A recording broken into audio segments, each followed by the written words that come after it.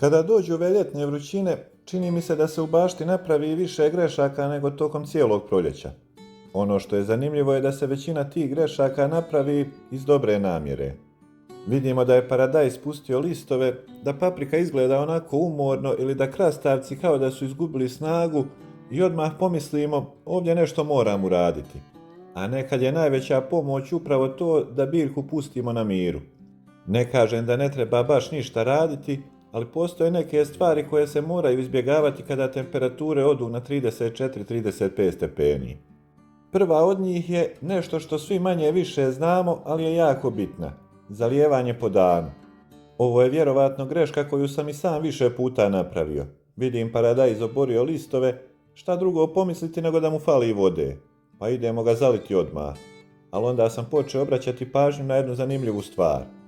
Ista ta biljka, za koju sam u podne mislio da će se osušiti, predveče ponovo stoji uspravno kao da joj nije ništa bilo. Nije svako uvenuće listova znak da odmah treba voda. Naravno, ako je zemlja potpuno suha, biljku treba zaliti, ali mnogo je bolje to uraditi rano ujutro ili predveče. Druga stvar, ne trčim da skidam lišće iz aperke ili skraćujem vrhove. Koliko sam puta čuo rečenicu, skini još koji list ili granu da biljka lakše diše. Na prvi pogled to ima logike.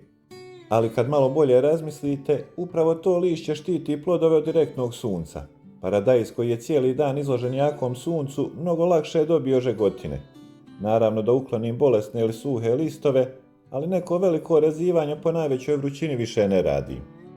Pazite, biljka je već tada pod stresom zbog visokih temperatura, a svako rezanje za nju predstavlja dodatni posao.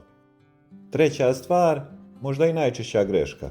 Ne dodajem gnojivo samo zato što biljka sporije raste. To je nešto što često viđam. Čim rast malo uspori, odmah tražimo neko gnojivo ili stimulans. A činjenica je da biljka na velikim vrućinama prirodno usporava rast. Jednostavno čuva energiju da preživi i to gnojivo ona ne može pravilno ni usvojiti na visokim temperaturama. Ako tada još dodamo neku veću količinu mineralnog đubriva, možemo napraviti više štete nego koristi. Ponekad je ljeti malč često vrijedniji od još jedne prihrane. Sloj pokošene trave, slame ili drugog organskog materijala može sačuvati vlagu mnogo duže nego što ljudi misle. I ima još jedna stvar koju sam s godinama naučio. Najviše problema napravimo kad svaki dan pokušavamo nešto popraviti. Biljka nije mašina da je podesimo i da radi savršeno. Ona ima svoj ritam. Možda ovo neće zvučati kao spektakularan savjet, ali tokom najvećih vrućina često više roda izgubimo zbog svojih grešaka nego zbog samog sunca. Zato kada temperatura pređe 35 stepeni, ne pokušavam biti pametniji od prirode. Uradim ono što treba, a onda biljku pustim da ona odradi svoj dio posla. Za ovaj video toliko, do sljedećeg, lijep pozdrav.